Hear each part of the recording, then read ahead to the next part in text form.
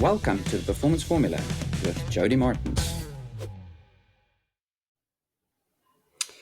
So, Darren, officially welcome to the Performance Formula podcast. It is really, really awesome having you here, and I'm really looking forward to our conversation.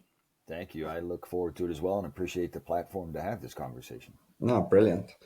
Um, Darren, maybe just by way of introduction, very briefly, let us know who you are, what you do. I mean, I've just met you for the first time, and so for guests, just so that they get a sense of what this conversation is going to be about.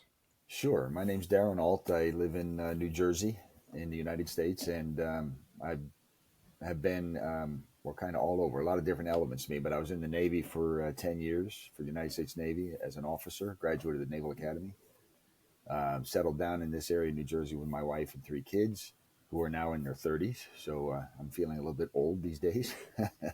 But during that time frame, outside of my work, I began developing a little bit of a coaching career as initially as a passion, as something to do when I was teaching at the Naval Academy Prep School, but shortly became more than that. I really became convicted to having the opportunity to work with young men initially, and then ultimately young women in the high school ranks in New Jersey, and spent 22 years there coaching in the Jersey Shore Conference, the best conference for girls basketball in the state of New Jersey. Okay, awesome. So, what is it that led you to sort of this understanding around parenting and what the effect is of parenting on performance or sports in general? Well, it's experience, through the 33 years total that I coached. Obviously, there's a lot of opportunities, especially as a head coach, to have interactions with parents. I sought them out in many occasions just to develop relationships around the common bond of coaching and developing their son or daughter. I was also a parent, obviously, with three of my own. So then also tried to figure out what is my connection to their coach or to their teacher, whoever the outside authority figure is outside of the family, to create positive interactions there.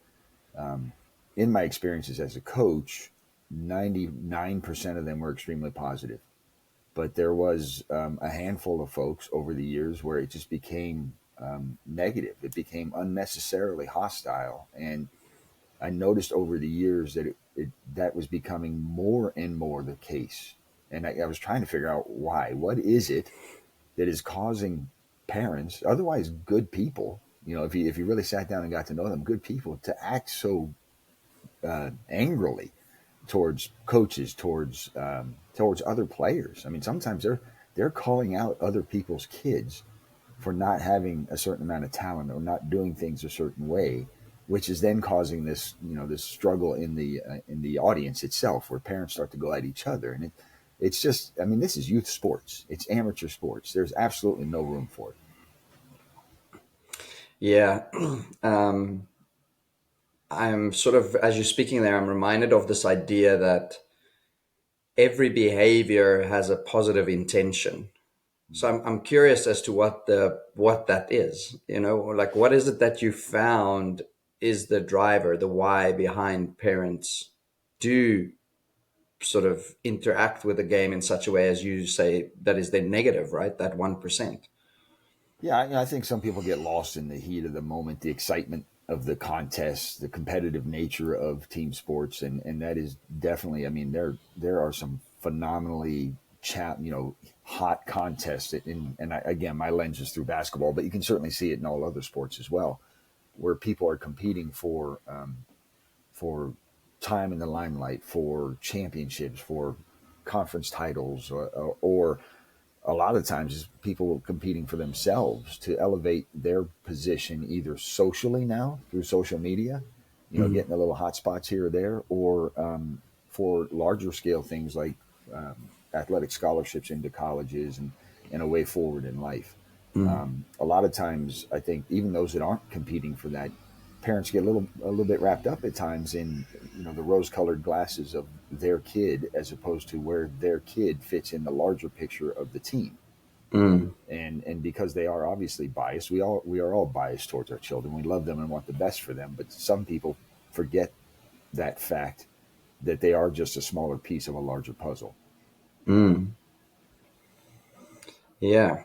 That sort of resonates well with my sort of my perception about similar things, right? I'm thinking of, I'm actually also based in New Jersey at this point in time, even though I'm originally from South Africa, Okay.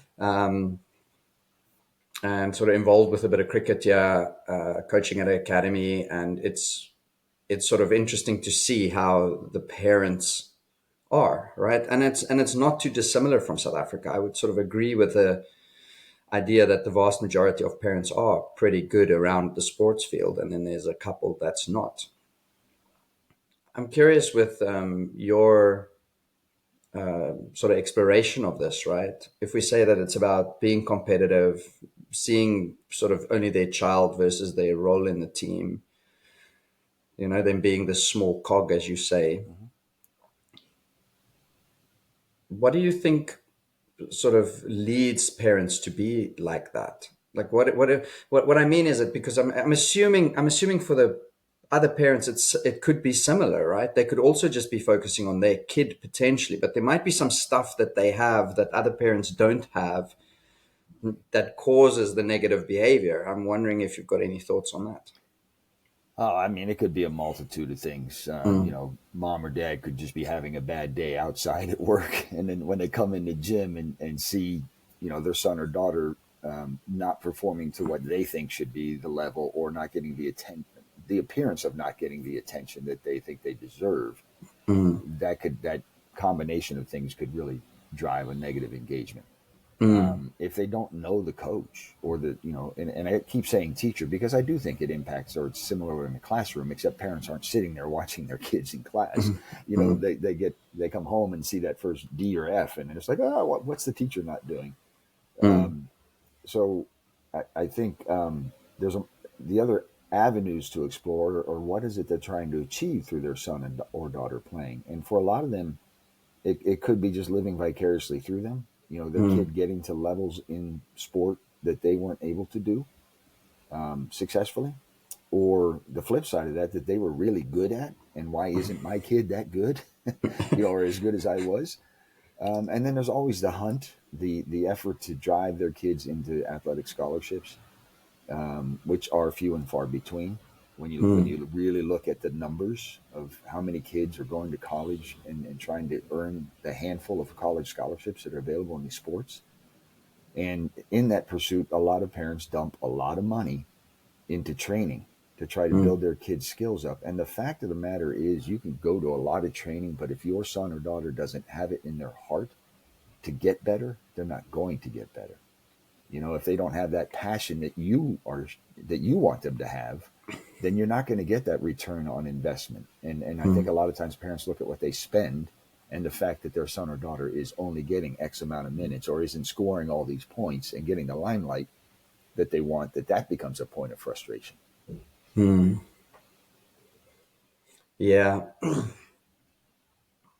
Is there a way around that? Because I mean, I agree 100%. Like, I think that, it, and it makes complete sense, right? I think of our academy where I'm based. If I think of all the academies I've coached at before, had my own business, it makes sense that people at times invest huge amounts of money for whatever their driving force is, whether it's like you say, whether it's because they want, because they had the talent and they want their child to have it too, or whether it's sort of just they didn't and therefore they want their child to have it. Yeah.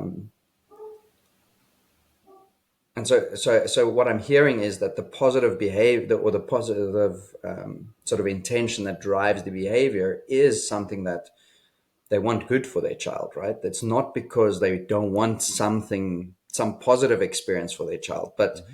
the way in which they output it into the world, their behavior, what they show isn't always appropriate and acceptable. Yeah, I mean, and honestly, the majority of coaches want good for that child. So Yeah. there is that common bond. The a lot of times what the responsibility and roles of a parent are, and what the responsibility and roles of a coach or a teacher, some outside figure around youth are, is almost identical. Mm, If you sat here and ran down a laundry list of what are parents trying to do with their kid and what is coach trying to do with that kid, they're pretty identical. But mm, where they intersect is at that child, right? So it's not like the coach doesn't want good for the kid as well. But I think one of the frustrating or hard parts to absorb is the fact that you can put your child in all kinds of training, but a lot of training is done in a vacuum. mm, The really good training is done one on one, or maybe two or three on one with a really good coach who's working on a certain aspect of the game. A lot of these training factories are done 12 on one or 20 on one, and they're just kind of going through these drills in a vacuum. And while they may be getting good at the skill sets for that particular drill, how does that translate into a team environment in a game? mm, They're not practicing for the game per se, they're practicing for what I can do with this game. mm, And a lot of times that just doesn't translate into when you put one person in a team of five on a court. And there's a whole different dance that has to occur and a whole different relationship that has to occur. mm. Yeah, I think there's a big gap. I mean, I don't actually know all the details of your background in terms of coaching, but I think there is a big gap between coaching that translates skills to actual performance versus coaching that just makes a person good at the skill in the isolation almost, or in a specific drill. So I can do this drill, but I'm not able to translate it into performance. And so often I would imagine that parents could look at that drill in isolation and think, oh, my child is actually quite good at this. My child can, but actually your child can't yet because they haven't made the connection between how that skill is utilized in a game, within their role, within the whatever it is that the team is said, wants to achieve. Yeah. And so there's often that disconnect.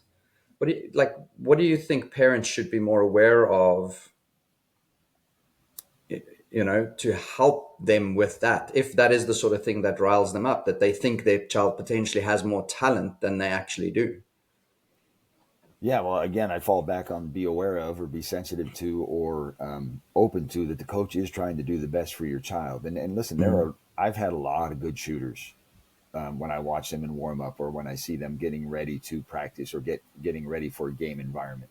But the moment you put somebody on them defensively, all of a sudden their shot percentage goes down. So, you know, um, trust that the coach is trying to create those environments where now I am doing drills specifically that have defense closing out on them and challenging them to shoot and having them learn how to recognize when the shot pocket's open as opposed to when I need to make a shot fake and take a dribble off of that to create that shot opportunity again. mm, Um, and unfortunately, parents aren't at those practices where this kind of stuff is evolving and developing, and they're not at those practices where um, their child's effort and energy is being measured. And I think it was Coach Gino Oriyama who said you can't coach energy and effort. Right, that's mm, something that the player has to come to practice ready to give of themselves, not just for themselves but for the team. mm, So could practices be open door? Yeah, but I think that would just be a major distraction. And and I've been in some AAU environments where for practice where that you have three or four teams utilizing a gym, and you got a set of parents in the gym, and they're not they're watching for a second, but then they start having their coffee chats or whatever, and next thing you know, you've got this next level noise in the mm, gym that's really distracting the coach and the players from hearing and working together. mm, So I don't think that's the answer either, but it may just be a simple factor of trust that the mm. coach is doing what's right for the team and your son or daughter is part of that team. I imagine a sport like basketball being very much team driven. You get these sports that are individual in nature. Take a sport like golf or tennis. Then you get sports that's maybe a little bit of a mixture of both. So in the realm of cricket, where I come from, we often see cricket as an individual team sport because one batter can change a game, and essentially it's similar to baseball, right? The batter faces that ball. If they can play it effectively, they can enhance the team's performance, even though it's something they do completely on their own. Sure, they might need people to run with them and Similar in baseball, like if I'm on a base, I need the next batter to hit in order to progress. Hmm.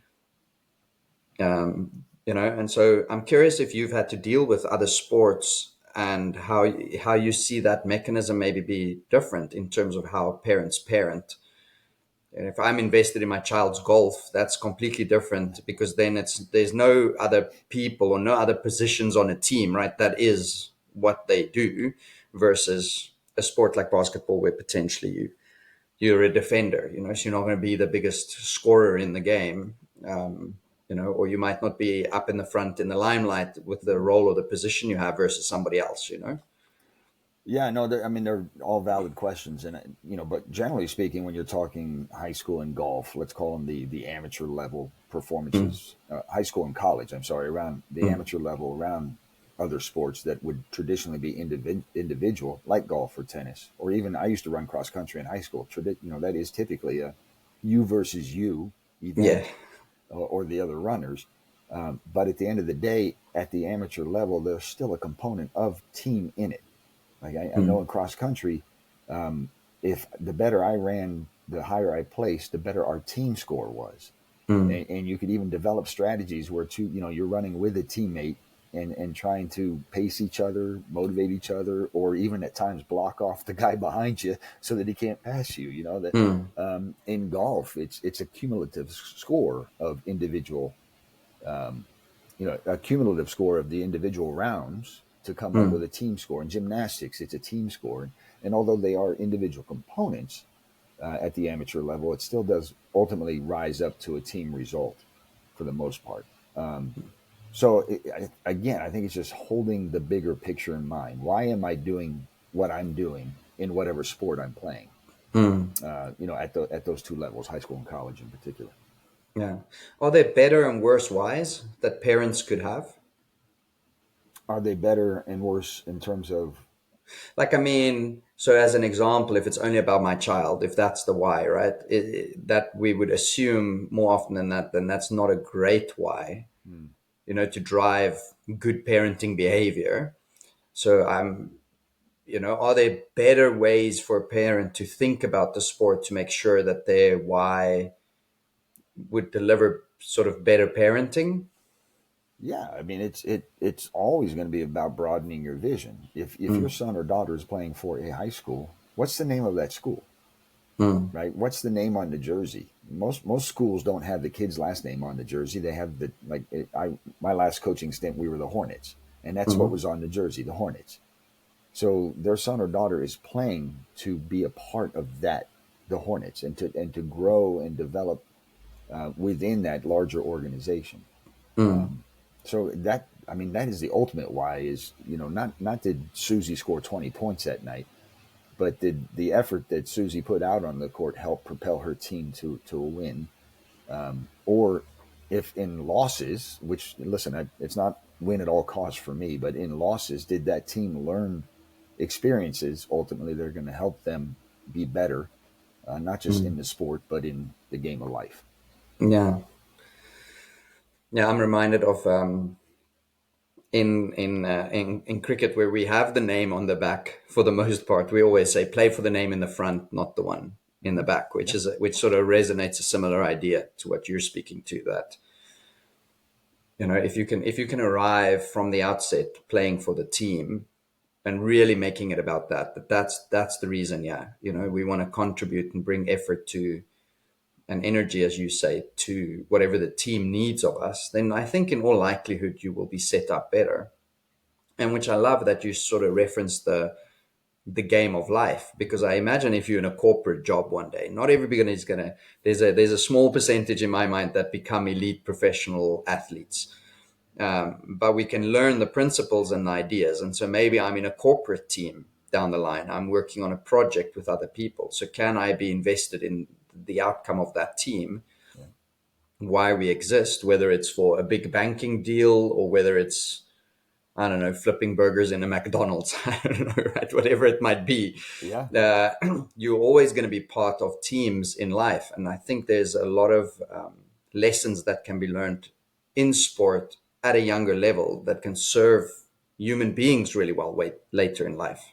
Yeah, so much so. And if you're not doing anything to learn those lessons or hone those skills, if parents are having their kids come back home and they're upset about something and they're glossing over the larger lessons and focusing on what you're upset, well, the coach was horrible, he didn't play you, he didn't do this or whatever, that's lost opportunity to me, because one of the things I wanted to do through this book was to share the lessons through the lens of basketball that I experienced through through the events in my life over 33 years of coaching, but share them in a way that helps people understand that those lessons transcend, just like you're saying.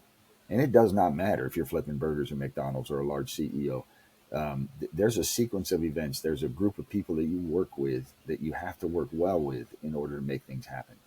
Mm. And to the point that you brought up earlier in that question, the percentages of those who go on to play sports is minimal. In basketball in particular, it's less than 1.3% of on the boys' side, and it's less than 1% on the girls' Mm. side that achieve that level. And if you really want a good odds, your best odds are to be a female hockey player, because that's about 33%. But nobody Oh. wants to commit the time, the money, the effort, or get up at 1 a.m. to get ice time. Mm. Or very few people do. So that larger perspective, and I am, although I was a basketball coach, I didn't work in the school system. I worked as a salesperson for larger organization, and then eventually up to currently, I'm a regional vice president for my team. So yes, I have a Mm. team of individuals, 8 to 9 people, that even though they are individual contributors as far as dollars and revenue go to our company, they have to know how to work with each other. They Mm. have to know how to work and engage their customers, and they also, most importantly, need to understand how to engage and work with the internal team, the resources that are behind them, helping them be successful. Mm. So one of the things I always look for in resumes is, did you play sports in college? For that ability, but also for the discipline and the commitment that come with Mm. playing athletics. Mm. What are I'm asking this because you sort of reference it based on the book. What are some of the key lessons you have learned? Like if you had to give like the top three things that you think you've learned in your time as a coach. I don't know if that's possible, right? Well, the largest thing I have learned is that I am still learning, Mm. and I used to tell my players and even my kids growing up, the rule number one is the coach is always right. And rule Mm. number two, if you think the coach is wrong, refer back to rule number one. Mm. And I said that somewhat jokingly. Part of it is, hey, listen, even every authority, there is a sense, unless they're doing something that's harmful or illegal, there is a sense of, hey, they know what they're doing. Let's try and at least, get to the point where we're following it and accomplishing the mission, so to speak. Mm. But in retrospect, looking back at it, rule number one, while it's helpful in trying to align players and youth, at the same time, it's not true, right? Mm. There are times where a coach is wrong or makes the wrong call in a game or puts the wrong group of people together for a certain time, or doesn't recognize a talented person yet. They haven't gotten to the point where they see or value that talent that sometimes doesn't show itself until a little Mm. later in a child's maturity. So that's one thing, is that you're always learning and should be. Mm. I often tell my sales team today, they'll say, "Hey, I learned something new today," and my answer is always, "Well, if you didn't learn something new today, then you're not paying attention." Mm. Because there are a lot of things that come up that we just don't know. Mm.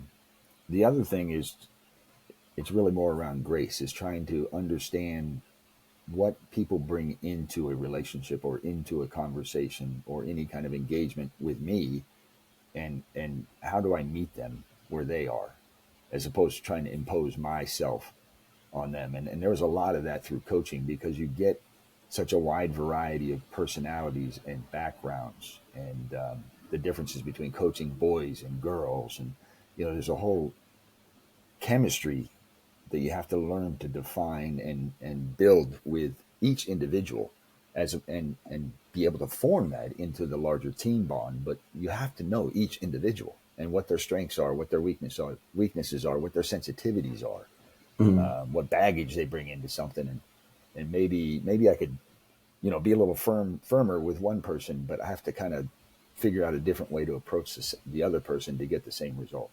Mm. Yeah, I think those are two very valuable lessons to to be mindful of, or to be sort of taking from you. Um, I remember a coach at my academy once having a shirt like that, rule one. I think one of the parents bought it for them. Yeah, I don't know if the parent was trying to get their child to understand something yeah, by buying this shirt for one of our coaches, but I remember it being a bit of a a bit of a joke. And I can appreciate sort of your thoughts on that, right? That in terms of that, it can bring alignment, right? This is the person that's steering the ship. And I think earlier in our conversation, you've sort of spoke about that we've got to be able to trust the coach, right? So I think from that perspective, that idea of, listen, let's make the assumption the coach is right here. And the coach actually has everybody's best interest at heart. So let's trust that and see where that goes. I yeah, think often the difficult parents are the one that battles with the coach, right? Every small decision, like after the first game, they're the first people to sort of get on the phone and say, but my child did not get this opportunity. There's one game out of 20 or 30 or how many it is that we're going to play this year or this season. And so I think that as a coach, that at times for me is very frustrating, is that parents are not open to sort of following the process of what we're busy with rather than just looking at the immediate moment and saying, well, I didn't get what I wanted now. And so now I'm going to escalate this and make it a big problem, rather than maybe giving it a bit of space and, maybe also giving a bit of that grace back to the coach, that you refer to understand the coach, our strengths and weaknesses, where it is that we want to maybe take a team, where the team wants to go in the first place. So yeah, I think there's definitely some awesome lessons in that. yeah. And I mean, it is that respect and courtesy are they're huge in that relationship. There was one time where a good friend of mine who I actually used to coach with on the AAU circuit, and his daughter was playing for me in high school, Mm, and he was kind of getting frustrated that he thought I was overlooking her talents, or giving her position, quote unquote, to somebody else. And I basically broke down. I said, listen, I'm going to do this because you're a friend, but I want you to come to practice. I want you to watch the team mm, engagement and the difference between your daughter and the others. And it's not that she's bad, good, and she's just at a different place or position in the development. mm, And sometimes recognizing that our kids still need to mature in certain regards is hard, right? mm, Parents expect them to be here and they're 3 feet behind where they want them to be. So I mm, invited him to come, and he came in and sat quietly. And then, I mean, it was 30 minutes into practice, he left. mm, And I didn't really ever hear from him again. And the best part of that story is not that, hey, I proved him right or proved him wrong in what he was assuming, or myself right. The best part about it was once he let go of it and allowed her to play and develop and practice, she turned out to be a great player, mm, and had some monster games later, because maybe the talk had gone away at home. Maybe mm, the talk around the dining room table, if people still eat around a dining room table, that turned negative about what your coach isn't doing for you, turned into, hey, listen to coach, try this. If he says to do that, do it, mm, and give your all, and trust that you will develop over time. Um, and that subtle change in tone and conversation can have a huge impression on young kids. mm. Yeah, I love that you raised that. I think that, we know that something like self-talk is a big driver in performance, Mhm. right? Any individual self-talk. And I don't know if parents are always aware of how their dinner table talk or their drive to the field talk or their post-game, Yeah. breakdown of what happened in the game, how that affects their children, right? I've been fortunate to develop a sort of parenting course with one of my friends from South Africa. And one of the things we sort of speak about between the two of us quite a lot was this idea of, how to have those conversations be more meaningful Mm. for athletes. Like what are some strategies that parents could rather be engaging in rather than, giving their maybe critical opinion, for lack of a better word at this point in time, their critical opinion of the coach's ability or their teammates' ability. And then when the child arrives at practice, instead of going, all right, what is it that I have to do? They walk around with, say, that critical opinion of their teammates. You know, oh, that one's not good enough, or this one's not good enough, or see, this one messes up like that again. Yeah, And I so like. Go yeah, ahead. No, go ahead, Jody. I'm sorry. no. So I just wanted to say, like, so I think there's a lot of awareness potentially for parents to be able to have to say, well, how am I having these types of conversations? You know, what is my approach here? And what is the potential effect of that on my child and their performance or their role within the team and their growth and their development, you know? Yeah, I think you hit on a lot of key spots, and there were two things I would meet with my parents before every season and talk to them about a couple of things, and one was the 24-hour rule, Mm, which after a game, give your child the opportunity to absorb and soak in what the experience of the game was and what their coach has been talking to them about. mm, And give any reaction to the game, give it 24 hours, let things calm down, especially after losses, because kids beat themselves up enough, within their own individual skill sets and challenges and goals that they're trying to do, but also where that fits in. And if they miss a basket, they made six others, but they missed one. I mean, I've just mm, seen bodies deflate in front of me. And then the other one was parents can often, not with bad intent, but when they start to offer up their observations of the games or what they think their child should be doing, it can often be contradictory to what the mm, coach has been telling that child. So now that child becomes conflicted. Who do I mm, listen to, mom and dad or my coach? And so a lot of times you'll see kids looking up in the stands as opposed to looking at their coach. And that just creates unnecessary conflict within that child, because you've been at a lot of contests, I'm sure. How many times you hear a parent yelling, well, especially in basketball, shoot, shoot, and while they may think the child's open, it may not be exactly what we want to do in that moment in the context of the game. mm, Shooting may be absolutely problematic when you're trying to control the clock or work to get a layup instead of a 3-pointer or something like that. mm, So yeah, it was really about just trying to temper how you respond to your child, because again, they're beating themselves up enough, mm, especially in a loss or in a game where they feel, I only scored 6 points, and mm, all the hyper emphasis on scoring is another thing, where they, I only scored 6 points, but they're not looking at the other ways they contributed or valuing the other ways they contributed to the team. mm, Whether it was taking a charge, or drawing a foul, or diving on a loose ball or something like that may seem minuscule, but it mm, gave us another opportunity to have the ball to get the score that we needed to win the game. mm. Yeah. Yeah, I was just on a tour this last week, and I'd worked so well with my little team. We had a bunch of new kids in the team. They just came along for the tour. I felt I had sort of put it. I thought we were sort of getting momentum. We had an understanding of what we needed to do, and so in a crunch game, what happened in a moment is, and it wasn't a parent; it was one of my colleagues Mm, in my mind at an inappropriate time, and I could feel the shift automatically. Right, I think over time as a coach, I've developed a sensitivity to the energy of my team, the energy of myself, and I sort of and sort of where's our focus? In other words, what's driving our effort?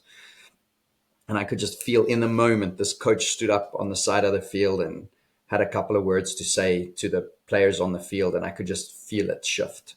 mm, And things just started to unravel a little bit, sort of almost immediately after that. I was pretty upset in the moment, and I did let the coach know. I was like, "That's not okay. I don't appreciate that." And so I think, as well, again, as well intentioned as that sort of thing might be, that there was nothing that in that coach over the weekend that they didn't do that because they want us to do bad. They do that because they're passionate about us doing well. And so I love that you raised that as a sort of point, yeah, in our conversation, that at times we do something with the greatest intention, but it's actually the worst thing that can happen. because it's not what the coach wants. It's maybe not what the team wants. It's not the play that we're busy playing. It's not the, and unless you're at every practice, in every dugout, in every conversation, you would not know. And so I'm of the opinion parents should just be quiet on the side of the field, and their role is to come and support. In other words, cheer and encourage.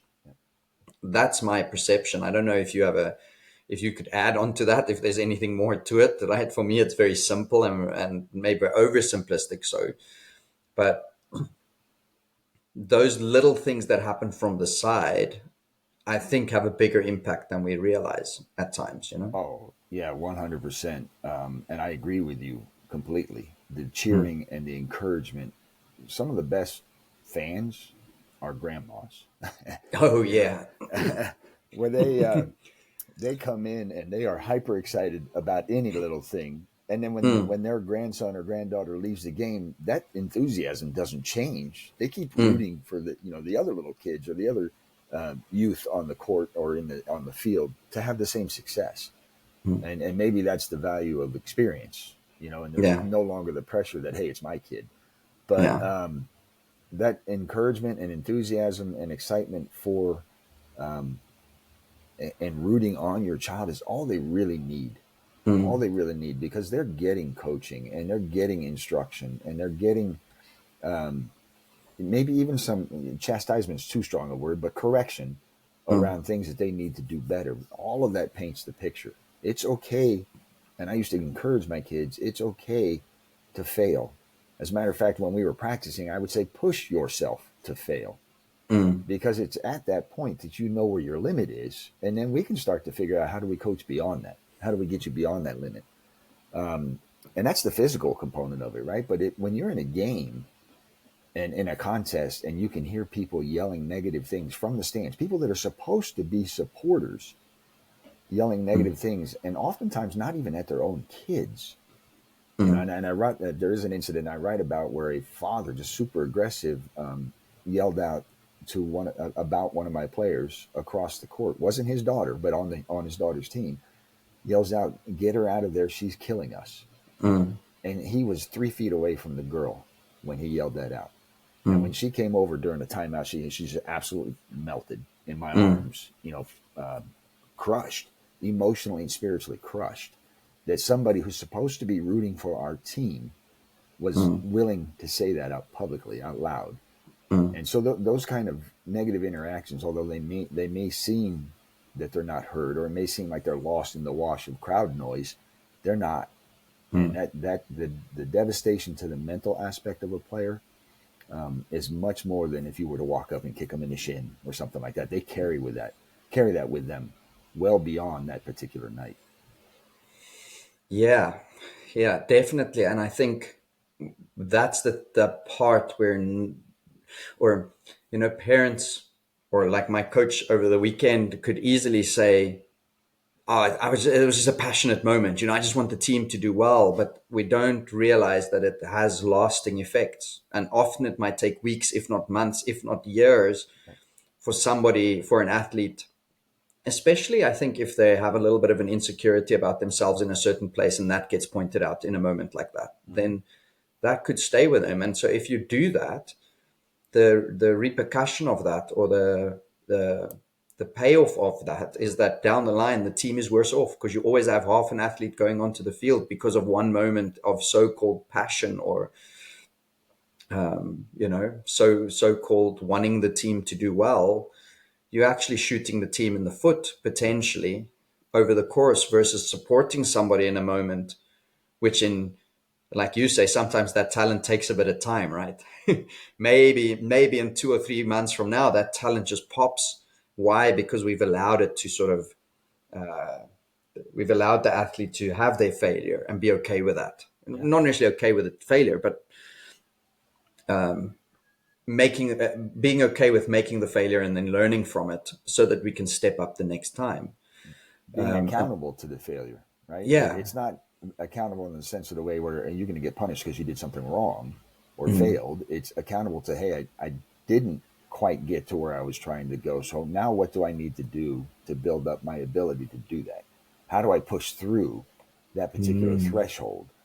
And if we're not at home or outside of the sport holding kids accountable to those kind of things, then they're never going to hold themselves accountable to on the court.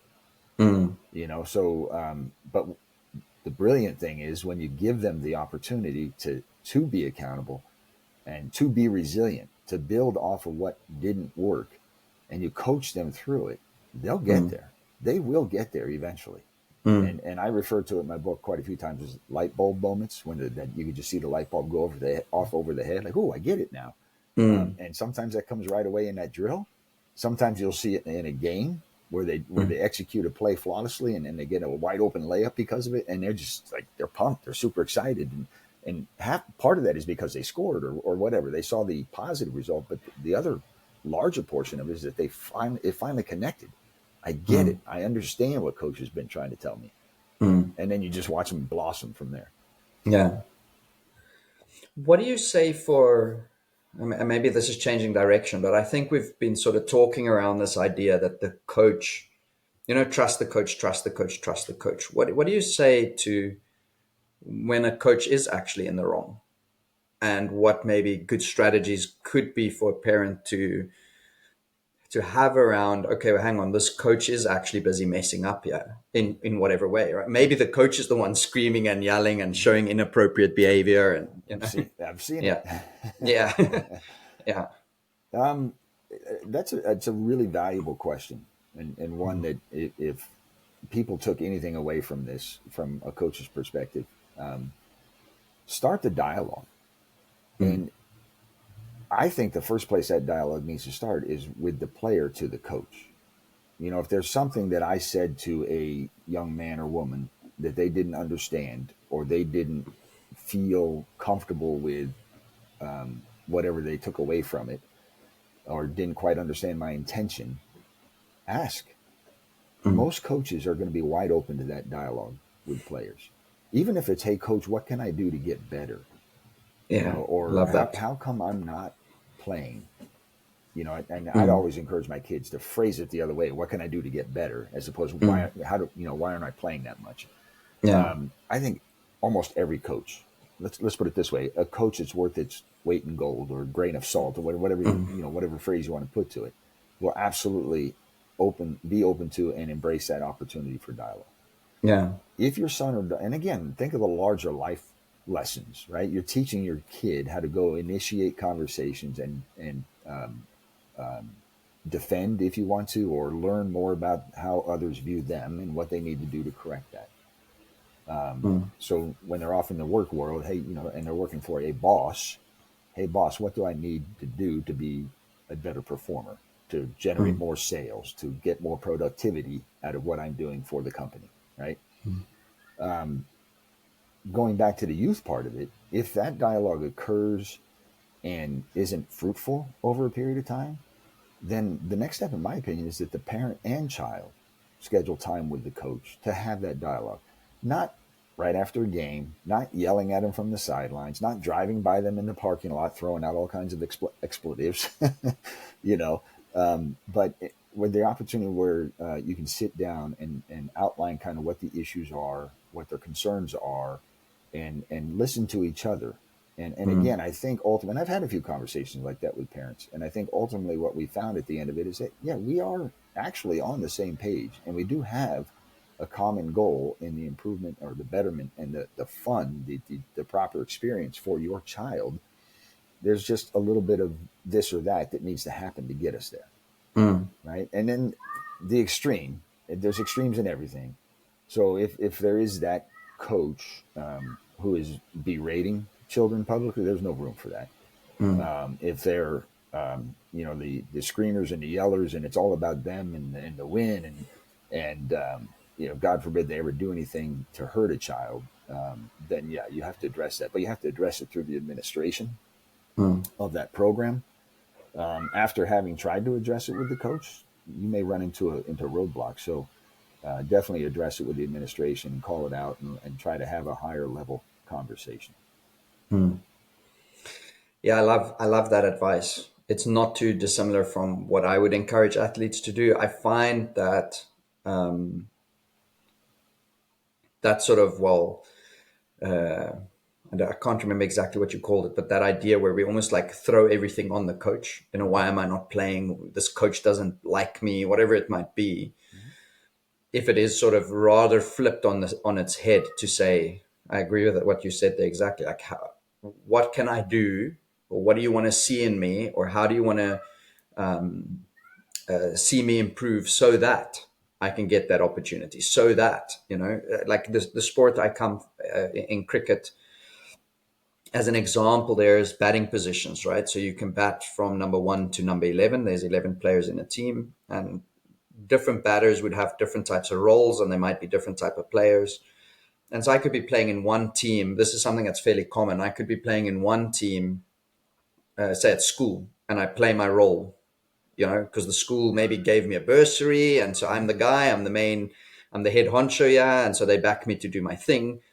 But then I go play at a club where all of a sudden I'm surrounded by adults, maybe, or the coach there sees a different role for me because I fit into his team. Maybe there's somebody that can play my role better than me, and so they want me to play a different role. And so often that confuses, cricketers that I tend to work with, because they go, hang on, now I don't know what to do. Yeah. Because I'm now not, and they attach so much of their identity at times to a batting, to a number. Like, oh, I'm not the number 4 batter in this team. Now I'm the number 6 batter. And that has it's like a bit of an identity crisis that starts to exist because I don't actually know how to play this role. And so then I would also normally encourage them. Well, I'd normally sort of say, like, can you have a conversation with the coach? Do you feel like you're comfortable in doing that? Mm-hmm. And if they say yes, then I say, okay, great. If they say no, then I'll sort of ask, how do they think I could help them? Should we get their parents involved? Do they want me to sort of, help him with a conversation? Most of the time they say, yeah, they can have that conversation. And then it's also similar, sort of along similar lines, to say, so instead of just going and saying, why aren't you not batting me here, is to say, hey, what can I do to bat there? Yeah. What is it that I've got to develop within myself to give myself that opportunity within your team, Yeah, and so much of that is just understanding each other's perspective, right? Like you may have Yeah. grown up batting third in that 11 lineup, but when you come to that next level team, your skill sets are better 6, or maybe the coach is trying to do a second rotation of the 1 through 5 batters, to where he's Yeah. almost kicking it off again with what would be 1 through 5. Or there's a lot of logic that goes into it that we as people may not understand what the coach is trying to achieve. So getting a glimpse at that vision can often change our perspective. The other thing I would advise parents, this is the world's greatest sin to me as a parent, when you're trying to talk to a coach: don't talk about other kids. Don't come in and say my son or daughter is better than A, B, C, D, everybody else's kid, and start naming off kids. I mean, that's just a horrible attribute to bring to any conversation. And quite honestly, I have shut down conversations around that. Because we're not here to talk about it. If you want to talk about what we can do to get your son or daughter better in this game and in the understanding of how to function within a team, I'll talk to you all day long. But the moment you start to ride on somebody else's kid, or berate them, or call them out for whatever weakness you perceive they have, that's going to end the conversation pretty quickly. Yeah, I think that's great advice. I hope parents hear that. I I hope so think, too. yeah, I really, it's not something that I'm personally that mindful of. As you said that, it's not something that I'm that mindful of. But I think it is very important. As you say that it's often that is the case when parents are disgruntled within a team. It's because they perceive their child to be better, or not getting an opportunity and another one gets more, and so it is a bit of a them versus us approach, versus saying, nope, okay, if we want to really make this about our child, let's make it about our child and our child only. And what is their growth? What's their development? What's their next step? I also sometimes think that, like as you were speaking about these opportunities, that sometimes, like I think of the Australian cricket team, often they would blood like a new batter. So at a level lower, this person would be batting at, say, number 3. But when they get into the Australian team, which is now like an international team, they would bat 6 or 7. Now, that doesn't mean they're not a good batter. It's sort of like they get them in at that lower end and they get them sort of used to maybe the intensity. They get them used to, they have them in a place where they're in the team and they get to learn from previous greats of the game. Like I could say names, you'd most probably have no idea who they are, right? But it would be these legends of the sport Yeah. so you have this opportunity to be in a team with them, to see them at work, to see them go about their business, so that in 5 years from now, when they retire, you can step into that place Yeah. and sort of take over the mantle, and then they'll get the next youngster in sort of towards the lower end. And there was a very long period of time when you could sort of noticeably see that in that team. The game has sort of evolved to a place where players move around a bit more, I think, so it's maybe not as noticeable. But I think sometimes if we talk about growth and development as being the primary thing, sometimes that's the best thing, is for you to be in a team Yeah. where you're not playing your role, where you get to learn a bunch of cool things from people that are really skilled at what they're doing. That doesn't mean that you're not good. It doesn't mean that you're not capable. It doesn't mean that you haven't got the talent. It means that it's maybe like so I like to make a distinction. You're maybe in a bit of a learning phase rather than a pure performance phase where we're expecting you to be phenomenal with all your talents and abilities. We actually expect you now to be learning and growing for the next 12 months. Because in a year's time, this one's not going to be here anymore at this college or this school. They're going to be gone, and we want you to sort of be able to level up and step into that position seamlessly. Yeah, it And I is. think at times that's missed. That development journey is missed by parents and coaches sometimes, but parents just want them to be in that top spot with the limelight on them and let's go, versus saying, okay, this year we take a slight back step, but we're going to maximize every opportunity. We're going to squeeze learning out of everything. Even our teammates, we're going to see what are they doing that makes them successful? What are they doing that's not making them successful? How does that apply to me? And in doing so, you set yourself up better for when you do stand in the limelight, when that opportunity is against yours.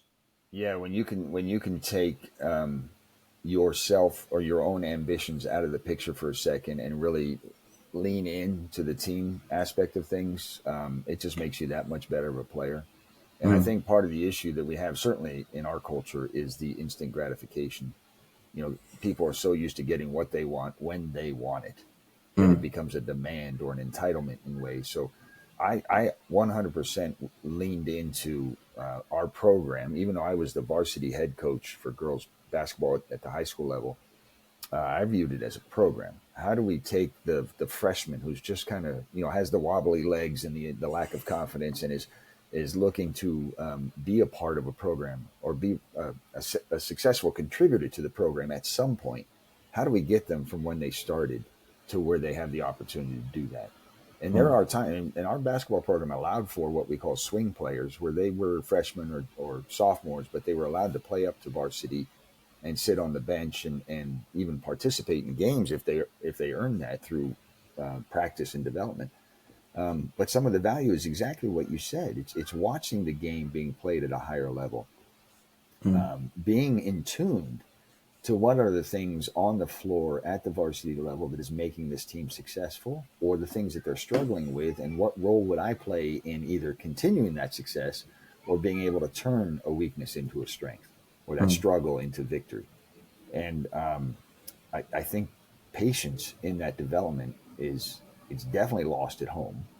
mm, Again, we talked previously about the rose-colored glasses, so that they expect it to happen now.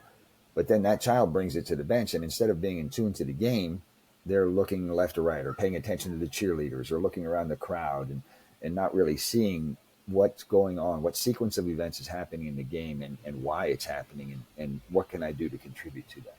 mm, So that maturity, that development, I think we all need to be more patient with it to really get the value out of it. mm. Yeah, because we forget that we go through that ourselves. Mhm. You Yeah. know. Yeah. Goes full circle to what we talked about earlier. I mean, I've coached Yeah. 33 years, but I learned something new every day. It Yeah. wasn't like I picked my favorite play and reran that play for 33 years, because eventually defenses learn, they adjust. So you have to learn and adjust. Mm, Be a student of the game.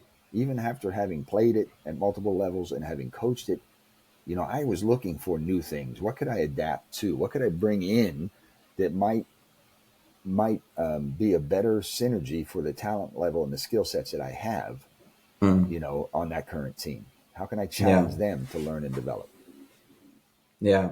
And I think that's a great question to sort of finish off on, because I agree, we've sort of come full circle in this conversation. But that idea of how can I, instead of demanding a position or looking at the unfairness, or and hey, sometimes things are unfair. And as coaches, I don't know how you think about that, but I find that there's some moments when you make a decision and it doesn't matter which way you go, people are going to be upset, Yeah. right? So Yeah. it sometimes becomes a case of who do you upset rather, Mhm. rather than being able to make a decision to keep everybody happy, which is sometimes tricky as a coach. Well, and I think part of it is checking your own ego, right? There's a chapter in my Yeah. book called "How Can I Assist," and it's Mm, around a moment where I moved from being a head coach to becoming. I was asked to be an assistant coach at a different program, mm, and so being at the lead of that bench for so many years, and as far as experience goes, I had more than the head coach I was going to work for. mm, But I love the way she coached. I love the way she developed players, and I love the outcomes. It's extremely prominent program in New Jersey at mm, St. John Vianney mm. High School. So my demeanor became not what I'm not doing for the team, but how can I assist you Mm. as the head coach to get what you want out of this program. So Yeah. sometimes you have to put yourself into the back seat in order to move forward. Yeah. Yeah. I've got this idea that I normally speak to parents about. I ask them if they're supporters or are they fans, because I think, and normally when I ask the question, like, what's a fan? People say, oh, no, it's the people in the stadium. I'm like, no, a fan is a thing that sits in the roof, that's got a switch on the door that you turn on and off, as you willy nilly please. Oh, it's hot now. Okay, well, let's make it cool. Okay, no, I don't want the fan on anymore. And so if you're a fan as a parent, you're the one that sort of blows hot when it's hot and you blow cold when it's cold, and you can turn yourself off and ignore and not be engaged, or you can be over and do too much, right? You got that setting all turned up. Versus if you think of somebody who really supports, that's normally the unseen, right? So that's normally, it's the structure that lives behind all the, a car's support isn't pretty. They put all the pretty stuff around that. Yeah. A house's support is not pretty. It's the stuff that we can't see, but without the support, the house doesn't stand. The car can't drive. Yeah.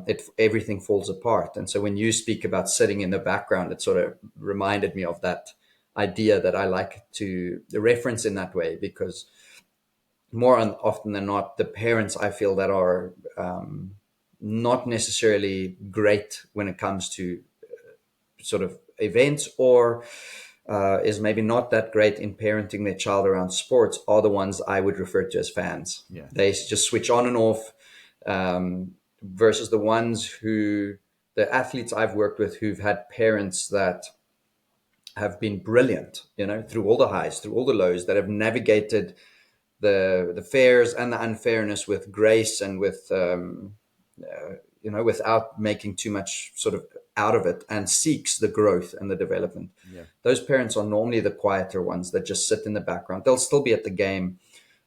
They'll still potentially cheer and make noise. But when it comes to like the real meaty sort of stuff, the stuff that can potentially cause chaos and havoc and can have people's emotions a little bit all over the show, they tend to be the ones that are just quieter, sits in the background, makes it about their children and their growth and their development, rather than fighting their kids' battles for them, Yeah. essentially. I love that assessment, and it's important to remember what fan actually is short for, which is Mm. fanatic, right? Yeah. And so, to your point, the support, that reference to support, is so much more valuable, Mm. and that can come in so many different ways, you know. Yeah. And I think you called it out wonderfully. So, Oh, yeah. awesome. Thank you. Darren, I've loved this conversation. If anybody's sort of listened to this and maybe they're interested in your book or they're keen to connect with you, what would be the ways in which they could do that? So I am on Instagram and X. I've never have been before until I got this book going, but it's at Coach Alt 88. Yeah. And then I do have a website that's running through Canva. So it's a little bit of a long moniker, but it's Darren Ault, my first and last name together, .my.canva.site /author. And in there's the ability to kind of get a little bit more background on my history around basketball and writing the book, but there's also a way to interact or ask questions or schedule anything that you may want to schedule. Awesome. Yeah. I'll make sure all those links are Thank you. in the show notes below. Thank you Cool. so much. Yeah. And Awesome. I hope people go out and read this. If not for nothing, I think there's a lot of relatable things in here. You know, anybody who's played any kind of youth sport or coached it or been a parent, there's a lot of relatable stories. But I do believe that there are opportunities where these lessons can transcend into other things. Awesome. And it's Yeah. entertaining, I hope. Yeah. Well, sports is entertaining, and Yeah. I've really enjoyed this conversation with you. You've certainly raised sort of a couple of things for me to think about, and I'm sure when other people listen to our chat here, that they will have some things to go focus on and be more mindful of next time they are out on the field, whether they're a coach or a parent or even an athlete. To make sense of these things a little bit more and a little bit better. Yeah, I've enjoyed our conversation as well, and thank you so much. I'm truly grateful for the platform and the opportunity to have the conversation. Thank you. Awesome. Have a great day. All right, you too.